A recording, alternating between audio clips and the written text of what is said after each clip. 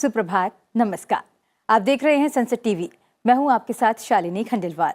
Top news में होंगी देश दुनिया की तमाम बड़ी खबरें, बिजनेस और खेल जगत के समाचार भी। आइए शुरुआत करते हैं हेडलाइंस के साथ। प्रधानमंत्री नरेंद्र मोदी आज भव्य महाकाल लोक देश को करेंगे समर्पित। 40 देशों में सीधा दिखाया जाएगा महाकाल लोक के लोकार्पण का आयोजन। गायक कैलाश खेर करेंगे महाकाल गीत को प्रस्तुत। समाजवादी नेता मुलायम सिंह यादव का अंतिम संस्कार आज। सैफई में होगा अंतिम संस्कार। उत्तर प्रदेश के मुख्यमंत्री योगी आदित्यनाथ, रक्षा मंत्री राजनाथ सिंह समेत देश के बड़े नेता होंगे शामिल। यूक्रेन पर रूस के ताजा हमलों के बाद संयुक्त राष्ट्र की बैठक में पश्चिमी देशों का मॉस्को को अलग थलग करने की जरूरत पर जोर। अंतर्राष्ट्रीय मुद्रा कोष की सालाना बैठक आज। ग्लोबल फाइनेंशियल स्टेबिलिटी रिपोर्ट के जरिए वैश्विक आर्थिक स्थिरता का आकलन किया जाएगा जारी। वित्त मंत्री निर्मला सीतारमण बैठक में लेंगी हिस्सा। भारत और दक्षिण अफ्रीका के बीच वनडे सीरीज का तीसरा और निर्णायक मुकाबला आज। दोनों टीमें एक एक मैच जीतकर सीरीज में बराबरी पर। भारतीय टीम T20 सीरीज की तर्ज पर वनडे सीरीज भी अपने नाम करने की करेगी कोशिश।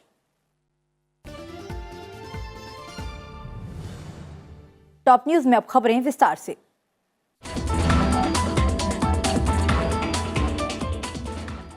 महाकाल की नगरी उज्जैन में आज शाम प्रधानमंत्री नरेंद्र मोदी नवनिर्मित भव्य महाकाल लोक देश को समर्पित करेंगे।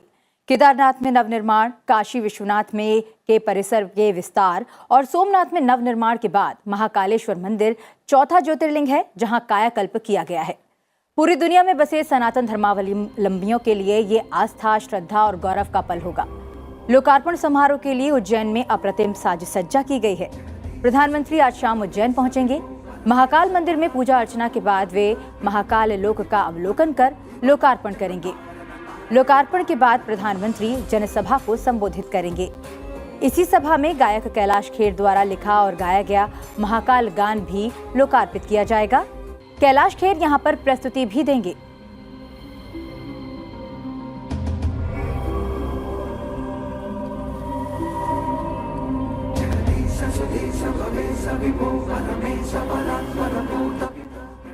महाकाल लोक के लोकार्पण की गूंज विदेश में भी सुनाई देगी। भाजपा के विदेशी संपर्क विभाग ने USA, Germany, Australia, New Zealand, UK, UAE, Canada, Holland, Kuwait सहित 40 देशों के एनआरआई को लोकार्पण कार्यक्रम दिखाने की व्यवस्था की है। इतना ही नहीं, विदेश के मंदिरों में लोकार्पण के अवसर पर उत्सव मनेगा। मंदिरों में दीप जलाए जाएंगे। प्रधानमंत्री नरेंद्र मोदी आज हैदराबाद में संयुक्त राष्ट्र विश्व भूस्थानिक सूचना कांग्रेस यानी UNWGIC का उद्घाटन करेंगे, जहां भारत पिछले कई वर्षों में इस क्षेत्र में की गई प्रगति को प्रदर्शित करेगा। 5 दिवसीय सम्मेलन में एकीकृत भूस्थानिक सूचना प्रबंधन, इसकी क्षमताओं के विकास और मजबूती से संबंधित मुद्दों पर चर्चा करने के लिए 2000 से ज्यादा प्रतिनिधि भाग ले रहे हैं। इनमें लगभग 120 देशों के 700 से अधिक प्रतिनिधियों की भागीदारी शामिल है। संयुक्त राष्ट्र विश्व भूस्थानिक सूचना कांग्रेस में भूस्थानिक चौपाल की पहल को भी पेश किया जाएगा, जिसके तहत ग्रामीण समुदायों को भूस्थानिक सेवाओं से जोड़ने का प्रयास किया गया है। प्रधानमंत्री नरेंद्र मोदी आज अहमदाबाद में सिविल अस्पताल असरवा में 1275 करोड़ की विभिन्न स्वास्थ्य सुविधाओं की आधारशिला रखेंगे।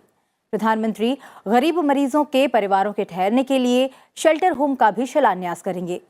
इससे पहले सोमवार को प्रधानमंत्री ने जामनगर में 1460 करोड़ रुपए से अधिक लागत की परियोजनाओं और भरूच जिले में 8000 करोड़ रुपए से अधिक की लागत वाली कई विकास परियोजनाओं का लोकार्पण और शिलान्यास किया।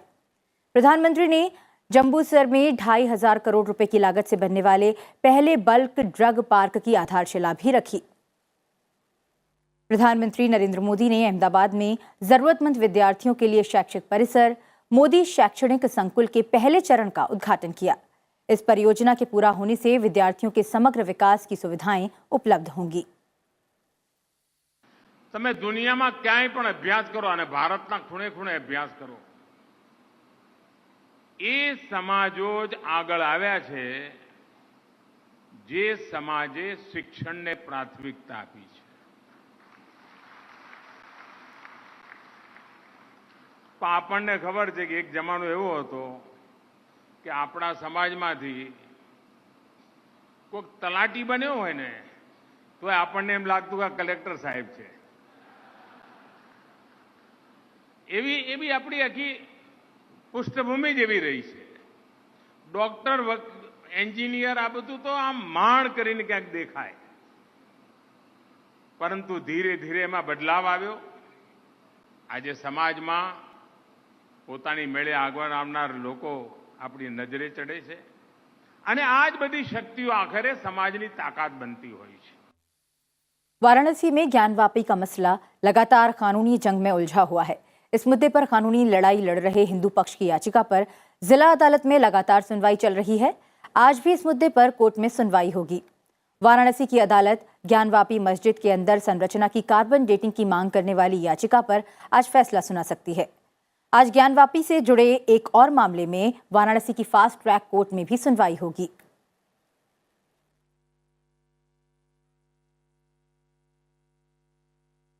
चुनाव आयोग ने उद्धव ठाकरे गुट को शिवसेना उद्धव बाला साहेब ठाकरे का नाम दिया है और मशाल चुनाव चिन्ह आवंटित किया है, जबकि एकनाथ शिंदे की पार्टी को बाला साहेब की शिवसेना का नाम दिया गया है.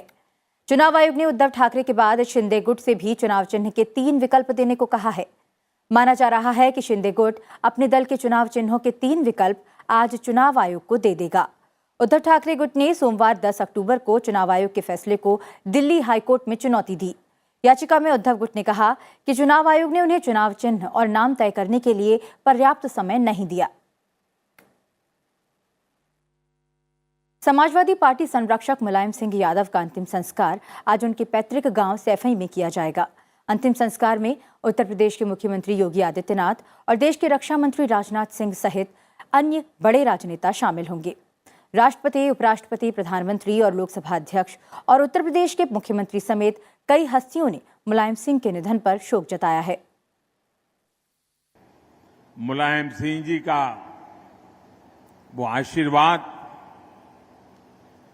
कुछ सलाह के 2 शब्द, वो आज भी मेरी अमानत है. और मुलायम सिंह जी की विशेषता रही कि 2013 में मुझे उन्होंने जो आशीर्वाद दिया था उसमें कभी भी उतार चढ़ाव नहीं आने दिया. केंद्रीय गृह मंत्री अमित शाह ने गुरुग्राम के मेदांता अस्पताल जाकर समाजवादी पार्टी के संस्थापक मुलायम सिंह यादव को श्रद्धांजलि अर्पित की. लोकसभा अध्यक्ष ने भी मुलायम सिंह यादव के निधन को एक बड़ी क्षति बताया. समाजवादी नेता, जननेता मुलायम सिंह जी यादव के निधन पर मैं गहन शोक व्यक्त करता हूं. राष्ट्रवाद, लोकतंत्र के सिद्धांतों पर चलने वाले और जिन्होंने समाजवाद की मुखर आवाज बने, जो जयप्रकाश नारायण लोहिया जी के सिद्धांतों पर चलकर गरीब, वंचित लोगों की जिन्होंने जिंदगी भर सेवा की, एक समाजवाद का एक स्तंभ आज हमारे बीच बने रहे. फिलहाल रुक रहे हैं एक छोटे से ब्रेक के लिए. ब्रेक पर जाते जाते आपको छोड़े जाते हैं महाकाल लोक के विहंगम दृश्यों के साथ, जिसे आज प्रधानमंत्री राष्ट्र को समर्पित करने वाले हैं. आप बने रहिए हमारे साथ.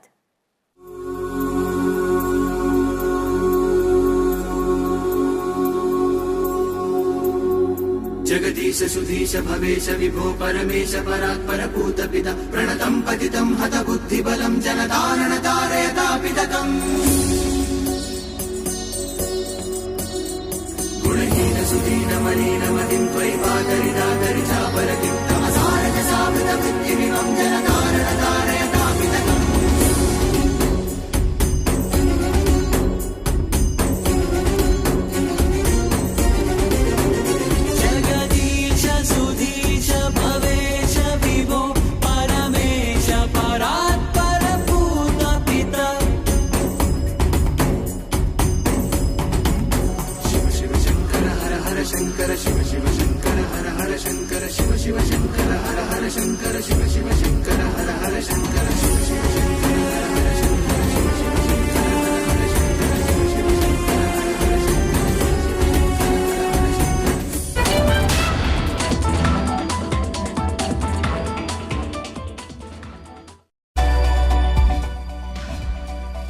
स्वस्थ जीवन जीने के लिए कोशिश करें कि हम नशे से दूर रहें, लेकिन अगर हमारे अंदर नशे की आदत या जिसे हम एडिक्शन कहते हैं वो पनप रही है तो समय रहते इसका इलाज कराना ज़रूरी है। नशे से बचा जा सकता है, नशे को बीमारी माने, इसका इलाज बहुत अच्छे से अवेलेबल है। नशे की लत से कैसे बचा जाए, जानने के लिए देखिए हेल्दी इंडिया मंगलवार दोपहर 1 बजे सिर्फ सनसेट टीवी पर।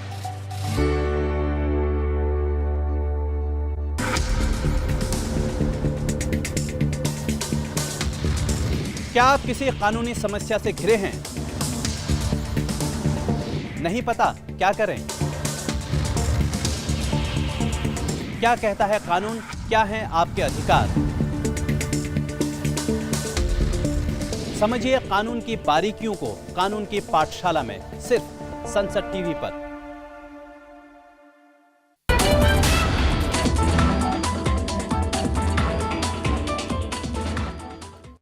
आप देख रहे हैं टॉप न्यूज। अब नजर डाल लेते हैं कुछ अन्य बड़ी खबरों पर। राष्ट्रपति द्रौपदी मुर्मू बुधवार से त्रिपुरा के अपने 2 दिवसीय दौरे पर रहेंगी। राष्ट्रपति यहां कई विकास परियोजनाओं का उद्घाटन करेंगी। राष्ट्रपति बनने के बाद उनका त्रिपुरा का ये पहला दौरा होगा। उपराष्ट्रपति जगदीप धनखड़ आज सुबह फिक्की के 16वें वार्षिक स्वास्थ्य सम्मेलन फिक्की हील 2022 का उद्घाटन करेंगे। केंद्रीय गृह मंत्री अमित शाह आज लोक नायक जयप्रकाश नारायण की जयंती पर उनके पैतृक गांव सारण के सिताब दियारा जाएंगे और वहां 2 घंटे तक रहेंगे। गृह मंत्री जेपी स्मारक भवन में जेपी की आदमकद प्रतिमा का अनावरण करेंगे और इसके साथ ही प्रशिक्षण केंद्र सहित अन्य योजनाओं का उद्घाटन करेंगे। उनके साथ मुख्यमंत्री योगी आदित्यनाथ समेत प्रदेश के कई मंत्री शामिल होंगे। विदेश राज्य मंत्री मीनाक्षी लेखी ने जॉर्जिया की संसद के प्रथम उपाध्यक्ष जॉर्ज वोल्स्की और भारत जॉर्जिया मैत्री समूह के अध्यक्ष जियोर्जी अमिल खवरी से मुलाकात की। उन्होंने संसदीय सहयोग, राजनीतिक, सांस्कृतिक और शैक्षिक क्षेत्रों में द्विपक्षीय संबंधों को मजबूत करने पर चर्चा की। केंद्रीय मंत्री पीयूष गोयल ने संयुक्त अरब अमीरात के व्यापार मंत्री डॉक्टर थानी अहमद अल जायोदी से मुलाकात की। केंद्रीय मंत्री ने कहा कि हाल ही में संयुक्त अरब अमीरात में यूपीआई भुगतान को सक्षम किया गया था, जिससे वैश्विक स्तर पर निर्बाध व्यापार के लिए अत्याधुनिक प्रौद्योगिकी के प्रदाता के रूप में भारत के बढ़ते प्रभाव को मजबूत किया गया। केंद्रीय वित्त मंत्री निर्मला सीतारमण आईएमएफ विश्व बैंक की वार्षिक बैठक में भाग लेने के लिए आज से संयुक्त राज्य अमेरिका की 6 दिवसीय आधिकारिक यात्रा पर रहेंगी। यात्रा के दौरान केंद्रीय वित्त मंत्री G20 देशों के वित्त मंत्रियों और केंद्रीय बैंक के गवर्नरों की बैठकों के अलावा कई देशों के साथ द्विपक्षीय बैठकों में भी भाग लेंगी। महिला बाल विकास मंत्रालय आज नई दिल्ली में लड़कियों के लिए गैर पारंपरिक आजीविका में कौशल पर राष्ट्रीय सम्मेलन बेटियां बने कुशल का आयोजन कर रहा है। यह आयोजन अंतर्राष्ट्रीय बालिका दिवस के अवसर पर बेटी बचाओ बेटी पढ़ाओ पहल के तहत किया जा रहा है। तिरुमाला तिरुपति देवस्थानम आज से 15 अक्टूबर तक हैदराबाद के एनटीआर स्टेडियम में श्री वेंकटेश्वर वैभवोत्सवम का आयोजन करेगा, जिससे भक्तों को तिरुमाला में भगवान वेंकटेश्वर के लिए आयोजित दैनिक पूजा, अनुष्ठान और समारोह देखने का मौका मिलेगा। राज्यसभा के उपसभापति हरिवंश के नेतृत्व में भारतीय संसदीय शिष्टमंडल आज से 15 अक्टूबर के बीच रवांडा के किगाली में आयोजित अंतर संसदीय संघ के 145वें सम्मेलन में भाग लेगा। दिल्ली पुलिस दिल्ली के पूर्व मंत्री राजेंद्र पाल गौतम से आज पूछताछ करेगी। राजेंद्र गौतम पर आरोप है कि उन्होंने हिंदू देवी देवताओं की पूजा नहीं करने की शपथ ली थी और हिंदू देवी देवताओं की पूजा के विरुद्ध बयान दिया था। टॉप 10 के बाद अब नजर अंतर्राष्ट्रीय खबरों पर।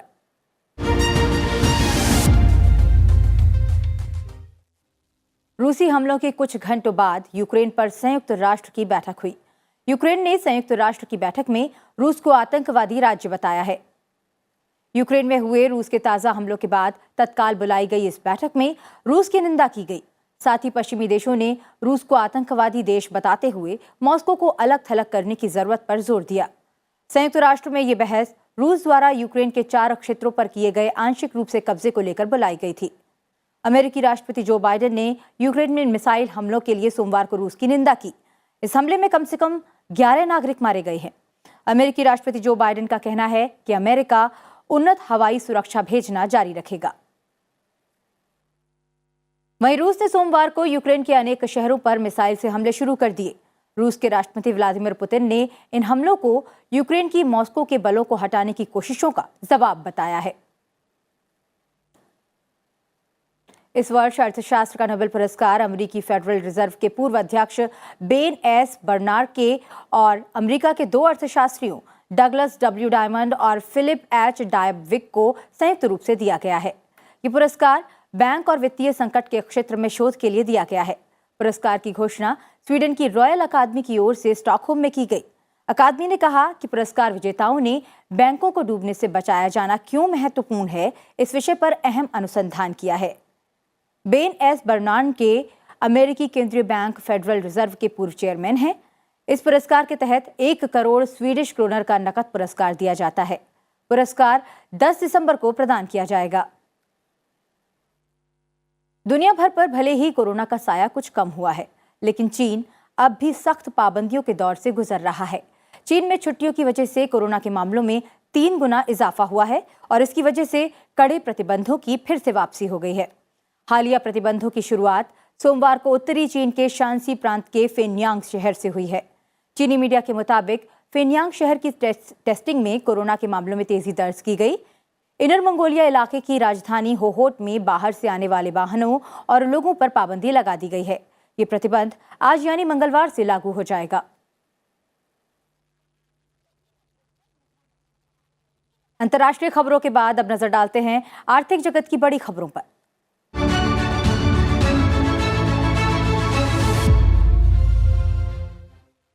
अंतर्राष्ट्रीय मुद्रा कोष आज अपनी सालाना बैठक में ग्लोबल फाइनेंशियल स्टेबिलिटी रिपोर्ट यानी वैश्विक आर्थिक स्थिरता का आकलन जारी करेगा। केंद्रीय वित्त और कॉरपोरेट कार्य मंत्री निर्मला सीतारमण आईएमएफ की वार्षिक बैठक में हिस्सा लेंगी। आईएमएफ की प्रबंध निदेशक क्रिस्टालिना जॉर्जेवा पहले ही वैश्विक आर्थिक दृष्टिकोण के निराशाजनक स्तर का जिक्र कर चुकी हैं। उन्होंने कहा था कि आईएमएफ एक बार फिर अपने विकास अनुमानों को घटा सकता है। आईएमएफ का अनुमान है कि दुनिया को अब से लेकर 2026 तक आर्थिक उत्पादन में $40 खरब का नुकसान हो सकता है। वित्त मंत्री निर्मला सीतारमण अमेरिकी दौरे पर हैं। वे आईएमएफ और विश्व बैंक की वार्षिक बैठकों, G20 वित्त मंत्रियों और सेंट्रल बैंक गवर्नर्स की बैठकों में शामिल होंगी। असामान्य बारिश और खाने पीने की वस्तुओं की कीमतों में वृद्धि से सितंबर में खुदरा महंगाई दर बढ़कर 7.30% तक पहुंची। ये इस साल अप्रैल के बाद खुदरा महंगाई का 5 महीने का उच्च स्तर है। इसके साथ ही ये लगातार 9वां महीना होगा जब खुदरा कीमतों पर आधारित महंगाई आरबीआई के ऊपरी दायरे से ज्यादा होगी। अगस्त में ये 7% रही थी। असामान्य बारिश की वजह से अनाज और सब्जियों जैसे दैनिक उपभोग की वस्तुओं की महंगाई 2 साल से लगातार बढ़ रही है। सरकार 12 अक्टूबर को खुदरा महंगाई के आंकड़े जारी कर सकती है। त्योहारी मौसम में एसबीआई ने ग्राहकों को बड़ी राहत देते हुए होम लोन पर ब्याज दरों में 0.15 से 0.30% तक की कटौती की है। बैंक की वेबसाइट के मुताबिक ये ऑफर 31 जनवरी 2023 तक लागू रहेगा। इसके तहत ग्राहकों को अब 8.40 की दर से लोन मिलेगा। अभी ये 8.55 से 9.05% ब्याज पर मिल रहा है। बैंक ने कहा कि जिन ग्राहकों का सिविल स्कोर 800 या इससे ज्यादा है, उनको 8.40% की दर से होम लोन मिलेगा।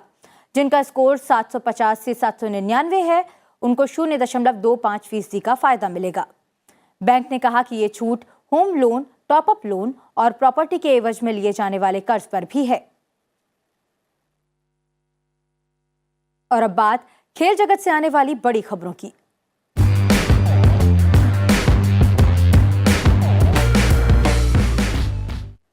भारत और दक्षिण अफ्रीका के बीच वनडे सीरीज का तीसरा और निर्णायक मुकाबला आज दिल्ली के अरुण जेटली स्टेडियम में खेला जाएगा। इससे पहले दोनों ही टीमें एक-एक मैच जीतकर सीरीज में 1-1 की बराबरी पर हैं। वहीं भारतीय टीम भी तीसरे मुकाबले को जीतकर T20 सीरीज की तर्ज पर वनडे सीरीज को भी अपने नाम पर करना चाहेगी। भारत ने सोमवार को खेले गए महिला एशिया कप के अपने अंतिम ग्रुप मैच मुकाबले में थाईलैंड को 9 विकेट से हरा दिया है। भारत ने टॉस जीतकर पहले गेंदबाजी का फैसला लिया। पहले गेंदबाजी करते हुए थाईलैंड की टीम महज 37 रन बनाकर ऑल आउट हो गई। भारत ने 6 ओवर के अंदर 1 विकेट खोकर लक्ष्य हासिल कर लिया। इसके साथ ही भारत 7 टीम के ग्रुप लीग चरण में शीर्ष स्थान पर है। अब बात राष्ट्रीय खेलों की। राष्ट्रीय खेलों में सेना 114 पदक जीतकर शीर्ष स्थान पर है। गुजरात में चल रहे 36वें राष्ट्रीय खेलों में सेना 52 स्वर्ण, 33 रजत और 29 कांस्य सहित कुल 114 पदक जीतकर पदक तालिका में शीर्ष पर बनी हुई है। महाराष्ट्र 34 स्वर्ण, 35 रजत और 56 कांस्य सहित 125 पदकों के साथ दूसरे स्थान पर और हरियाणा 31 स्वर्ण, 30 रजत और 37 कांस्य पदक सहित 98 पदकों के साथ तीसरे स्थान पर है।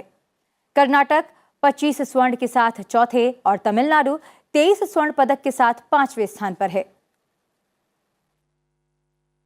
संपूर्ण क्रांति का नारा देकर आजाद भारत में जागृत जनतंत्र की अनिवार्यता के उद्घोषक, देश की पहली जनक्रांति के लोकमान्य जनक स्वर्गीय जयप्रकाश नारायण और शिक्षा, स्वास्थ्य और ग्रामीण स्वावलंबन के क्षेत्र में अनुकरणीय योगदान देने वाले प्रसिद्ध समाजसेवी भारत रत्न नानाजी देशमुख की आज जयंती है। प्रधानमंत्री नरेंद्र मोदी ने दोनों विभूतियों को नमन करते हुए वीडियो संदेश के जरिए उन्हें याद किया।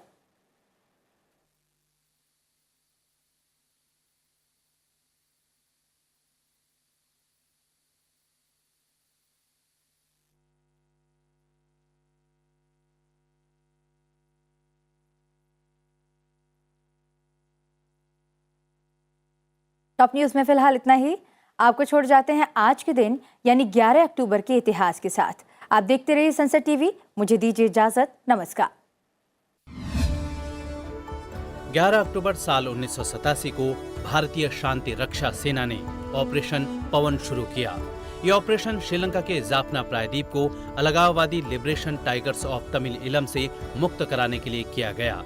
साल 1980 के दशक की शुरुआत से ही श्रीलंका लगातार बढ़ते हिंसक जातीय संघर्ष का सामना कर रहा था, जिसके तहत भारत में शरणार्थियों की भीड़ भी बढ़ रही थी। भारत और श्रीलंका के बीच शांति की बहाली के लिए ये समझौता हुआ। इस समझौते से भारतीय शांति सेना को श्रीलंका में अमन कायम करने में मदद करनी थी। 11 अक्टूबर साल 1902 को जयप्रकाश नारायण का जन्म बिहार के सिताब दियारा में हुआ। वे एक भारतीय स्वतंत्रता सेनानी और लोकप्रिय राजनेता थे। वे एक समाज सेवक थे जिन्हें लोकनायक के नाम से भी जाना जाता है। जयप्रकाश को साल 1970 में इंदिरा गांधी के विरुद्ध विपक्ष का नेतृत्व करने के लिए जाना जाता है। उस दौरान उन्होंने संपूर्ण क्रांति नामक आंदोलन चलाया। दिल्ली में स्थित लोकनायक जयप्रकाश अस्पताल उन्हीं की स्मृति में बनाया गया है। उन्हें समाज सेवा के लिए मैग्सेसे पुरस्कार प्रदान किया गया। साल 1998 में उन्हें मरणोपरांत भारत रत्न से सम्मानित किया गया। 11 अक्टूबर साल 1916 को चंडिका दास अमृता राव देशमुख का जन्म महाराष्ट्र में हिंगोली जिले के कंडोली में हुआ। वे एक प्रसिद्ध भारतीय समाजसेवी थे। वे नानाजी देशमुख के नाम से लोकप्रिय रहे। 60 वर्ष से अधिक आयु होने की वजह से साल 1977 में जनता पार्टी की सरकार में मंत्रिमंडल में शामिल होने से उन्होंने मना कर दिया। अटल जी के कार्यकाल में ही भारत सरकार ने उन्हें शिक्षा, स्वास्थ्य और ग्रामीण स्वावलंबन के क्षेत्र में अनुकरणीय योगदान के लिए 1999 में पद्म विभूषण से सम्मानित किया। साल 2019 में उन्हें मरणोपरांत भारत रत्न से सम्मानित किया गया।